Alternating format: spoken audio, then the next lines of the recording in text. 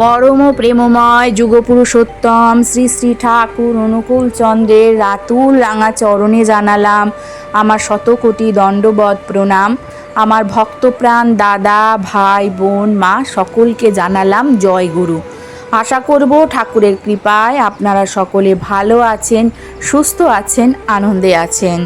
আমরা অনেকেই প্রত্যেক দিন বাড়িতে বা মন্দিরে দেবদেবীর পুজো করে থাকি। আমরা প্রত্যেকেই আশা রাখি যে আমাদের পুজো যেন সার্থক হয়, দেবদেবীর আশীর্বাদ যাতে আমাদের ওপর বর্ষিত হয়। কিন্তু প্রায়ই অনেককে বলতে শোনা যায় যে আমি এত পূজা পাঠ করি কিন্তু ঘরে কোনো উন্নতি নেই, আমি পূজার পরিপূর্ণ ফল পাই না। কেন এমনটা হয় এই বিষয়টি কখনো কি একবার ভেবে দেখেছেন? আজ এই ভিডিওর মাধ্যমে আমরা এই কারণগুলো ব্যাখ্যা করব।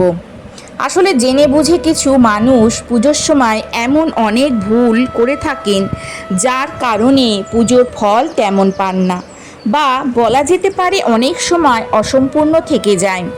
এমতো অবস্থায় ভুল পদ্ধতি এবং ভুল নিয়মে পূজা করলে বিরূপ প্রভাব পড়তে পারে।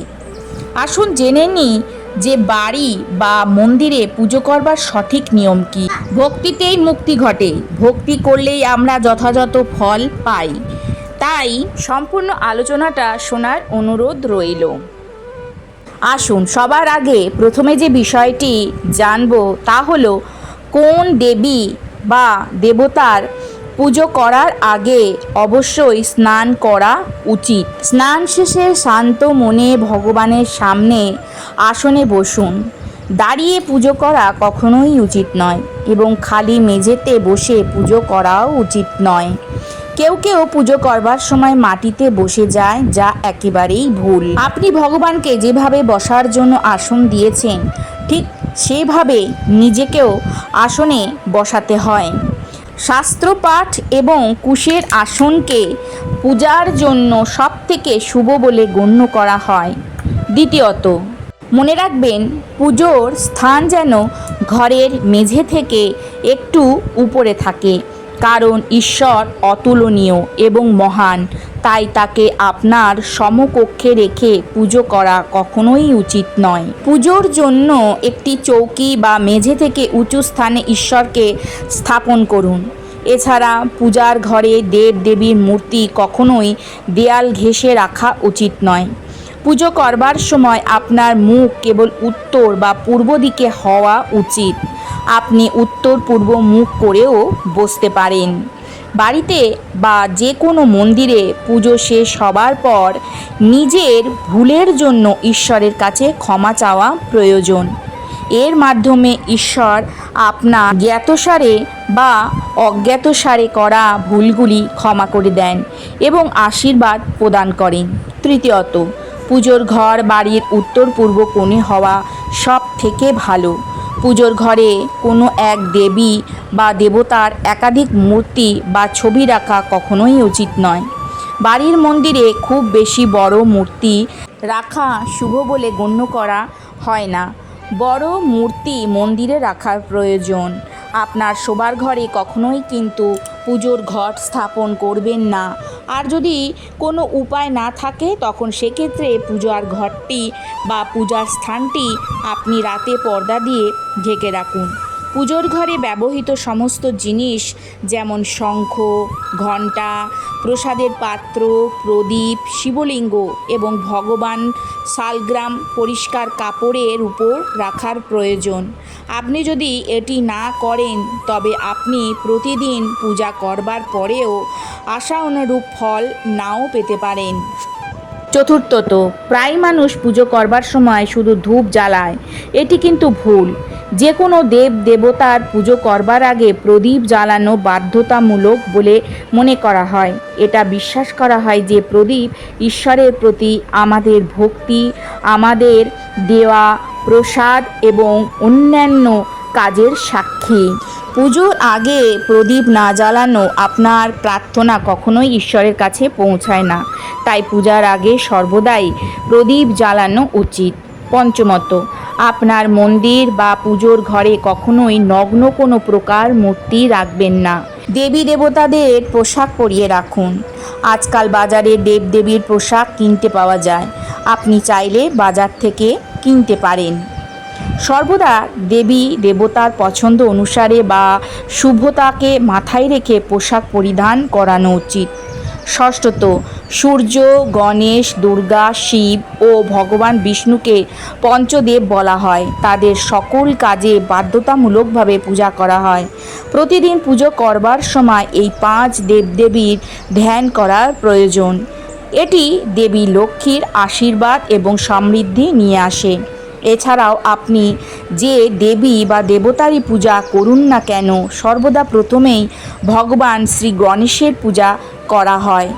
যে কোনো যজ্ঞ বা যে কোনো শুভ কাজে ভগবান শ্রী গণেশকে প্রণাম করেই শুরু করতে হয়।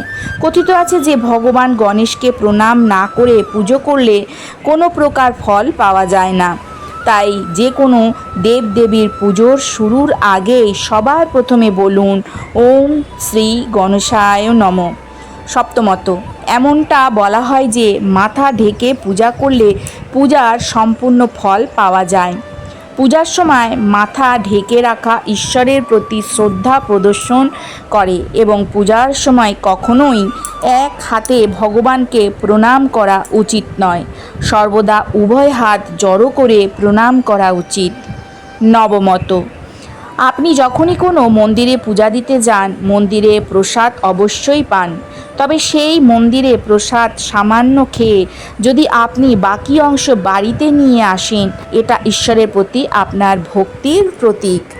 এছাড়াও আপনি যখনই কোনো মন্দিরে যাবেন, আপনাকে অবশ্যই সেই মন্দিরে যদি ঘণ্টা থাকে, সেই ঘণ্টা একটি বার বাজানো প্রয়োজন।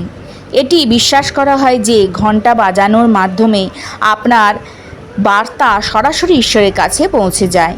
বাড়িতে পুজো করবার সময়ও কিন্তু শঙ্খ ঘণ্টা বাজানো গুরুত্বপূর্ণ বলে গণ্য করা হয়।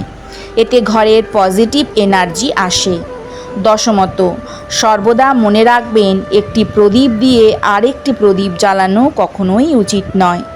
শাস্ত্রমতে যে ব্যক্তি প্রদীপ দিয়ে প্রদীপ জ্বালায় সে চিরকাল রোগী থাকে। শাস্ত্রে বলা হয়েছে স্নান করার পরই ভগবানকে অর্পণ করার জন্য ফুল তুলে নিতে হয়। একাদশ, বিষয়টি হলো বাড়িতে বা মন্দিরে পুজোর সময় ভগবানের আরতি করার সময় ভগবান বিষ্ণুর সামনে 12 বার, সূর্যদেবের সামনে 7 বার, দেবী দুর্গার সামনে 9 বার, ভগবান শিবের সামনে 11 বার এবং ভগবান গণেশের সামনে 4 বার ঘোরাতে হয়। এতে পূজার সর্বাত্মক ইতিবাচক ফল পাওয়া যায়। যে কোনো মন্ত্র জপ করবার পর আসনের নিচের মাটি স্পর্শ করে তা চোখে লাগানো প্রয়োজন। এর মাধ্যমে আপনি জপের পূর্ণ ফল পাবেন। 12 নম্বর বিষয়টি হলো, যদি আপনি একটি নির্দিষ্ট উদ্দেশ্যে কোনো পূজা অনুষ্ঠান করবার সংকল্প করে থাকেন, তাহলে আপনার সংকল্প পূরণে বেশি সময় ব্যয় করা উচিত নয়। আপনি যদি কোথাও কাউকে দান করবার প্রস্তুতি দিয়ে থাকেন, তবে যত তাড়াতাড়ি সম্ভব তা সম্পূর্ণ করা উচিত। সংকল্প পূরণে বিলম্বের কারণে পূজার সম্পূর্ণ সুবিধা পাওয়া যায় না। 13তম বিষয় হলো, যে কোনো জিনিস দান করা বা কাউকে দক্ষিণা দেওয়ার সময় সর্বদা ডান হাতে দেওয়া উচিত। একাদশী, অমাবস্যা, কৃষ্ণ চতুর্দশী, পূর্ণিমা এবং শ্রাদ্ধের দিনে কখনোই চুল, দাড়ি, নখ কামানো উচিত নয়। 14 নম্বর বিষয়টি হলো, পূজা বা অন্যান্য ধর্মীয় কাজের ব্যবহারের জন্য সমস্ত হিন্দু বাড়িতে গঙ্গা জল অবশ্যই রাখা হয়। কিন্তু আপনি কি জানেন যে প্লাস্টিকের বোতলে বা অ্যালুমিনিয়াম বা লোহার মতন অশুদ্ধ ধাতু দিয়ে তৈরি কোনো পাত্রে গঙ্গা জল রাখা কখনোই উচিত নয়। তামার পাত্রে গঙ্গা জল রাখা সব থেকেই উত্তম। 15 নম্বর বিষয়টি হলো, যদি আপনি মন্দিরে পূজা করতে যাচ্ছেন, তবে আপনার বাড়ি থেকে একটি পাত্রে জল নিয়ে যাওয়া উচিত। মন্দিরে রাখা জল দিয়ে কখনো ঈশ্বরের জলাভিষেক করা উচিত নয়। যখনই আপনি জল নিবেদন করে মন্দির থেকে ফিরে আসবেন, তখন আপনাকে খেয়াল রাখতে হবে যে পাত্রটি আপনি পূজার জন্য নিয়ে গেছেন সেটি সম্পূর্ণ খালি অবস্থায় বাড়িতে নিয়ে আসবেন না। তাতে সামান্য জল, ফুল বা মন্দিরের প্রসাদ নিয়ে যদি বাড়িতে ফিরে আসেন তাহলে শুভ ফল পাওয়া যায়। আপনি কি পুজো করবার সময় এই বিষয়গুলি মেনে চলেন? যদি এখনো পর্যন্ত এই বিষয়গুলি মেনে না চলেন তাহলে অতি অবশ্যই এখন থেকে এগুলো মেনে চলবার চেষ্টা করুন। আশা করব এগুলো মেনে চললে আপনারা আশা অনুরূপ ফল কিন্তু পাবেন। বারবার পুজো করে পুজোর ফল পাচ্ছি না এই কথা তখন কিন্তু আপনাদের আর বলতে হবে না। তাহলে আজকের আলোচনাটা এখানে শেষ করলাম। আশা করব আজকের আলোচনা আপনাদের ভালো লাগবে।